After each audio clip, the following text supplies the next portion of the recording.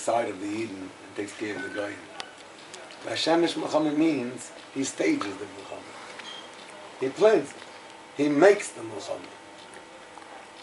And really, in the beginning of Parshas B'Shalach, we see that Hashem told Moshe that.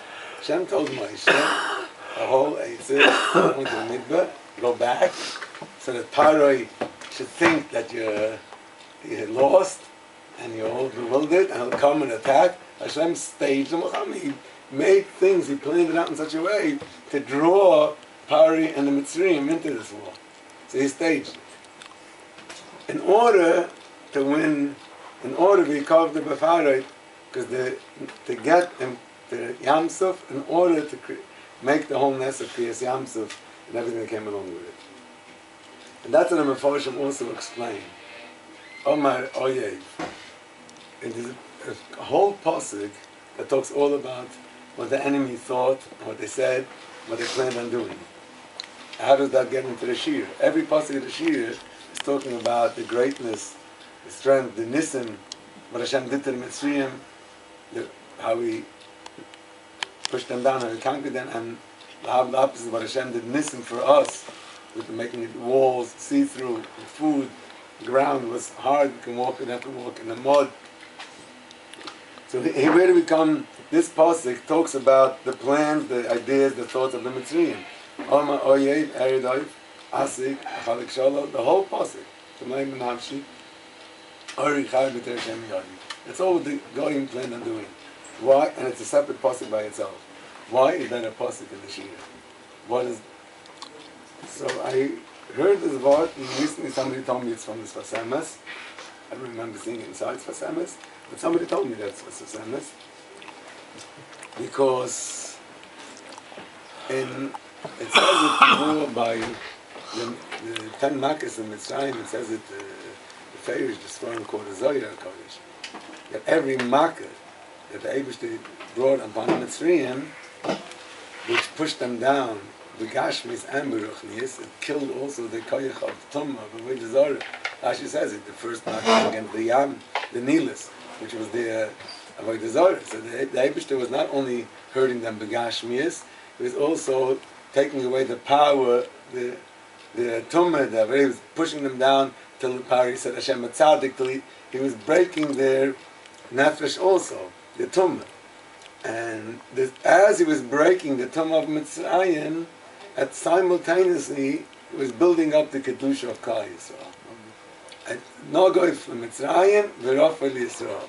Like by Choshech it says befeirish that by Mitzrayim was Choshech, but the whole Bnei Yisrael haya or b'meshvoisam. There was an irid or. That's what it been in Pshat. There was an extra or, and they were able to see in the darkness. And they saw the Medrash Dash, so they were able to see through walls, through kalim. They didn't have to open up all the drawers and everything. There was a supernatural or. The Mitzrayim had a supernatural Choshech, and the Yidden got a supernatural or.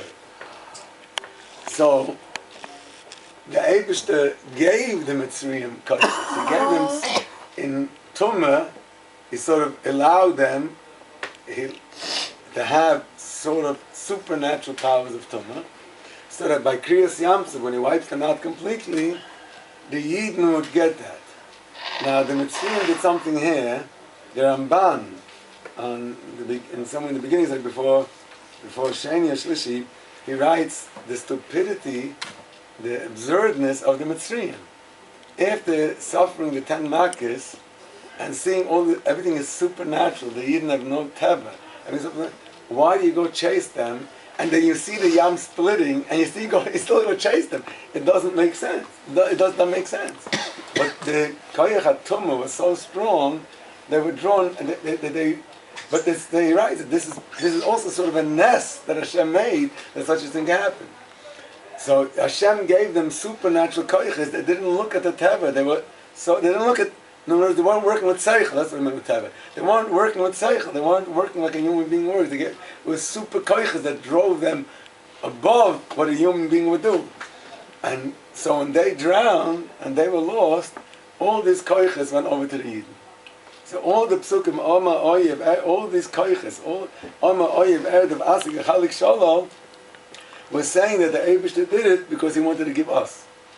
When one day Eibush should drown them, now we Yid has koiches, that even that's what our life is all about. A Yid was created, the world was created for the Yid, and the Yid was created to go through Nisyaynis. Which I'm going to try to explain a little now. That the Yid was created to go through Nisyaynis. It says, V'yankiv Avinu, after he went through the whole,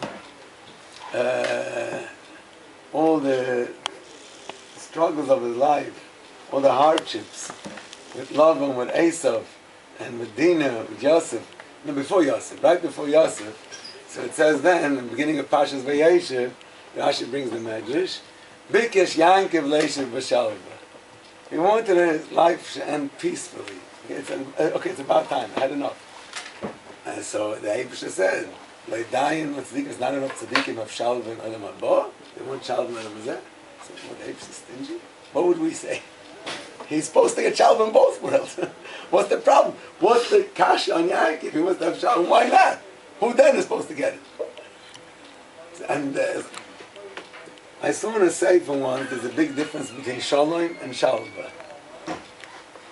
Shalom is when there are two counter forces. The Medrash Chazal say, Oisa Shalom b'mroimov, the Eibush makes peace b'mroimov b'shamayim. There's two counter forces. There's Michael, that's the Sar HaMayim. There's Gavriel, he's the Sar HaEish. Mayim and Eish cannot exist. So the Gemara, the Medrash says, so therefore Michael and Gavriel can also not exist together. Because they're two opposite koyches. Just like Mayim and Eish in this world can exist together, the same thing, Michael and Gavriel cannot. But the Oisa Shalom b'Mayim means the Eibush, who is above them both, can make Shalom between them, and they carry the Kisei HaKavod together. Michael and Gavriel can both carry the Kisei HaKavod because there's this super koyach above them, and they become both bottle. They become both bottle. But we see from this Shalom does not mean there is no anything countering. Shalom is when there is a counter force, and they're both bottle, and that's what Shalom Bayis also means. Shalom Bayis doesn't mean that the husband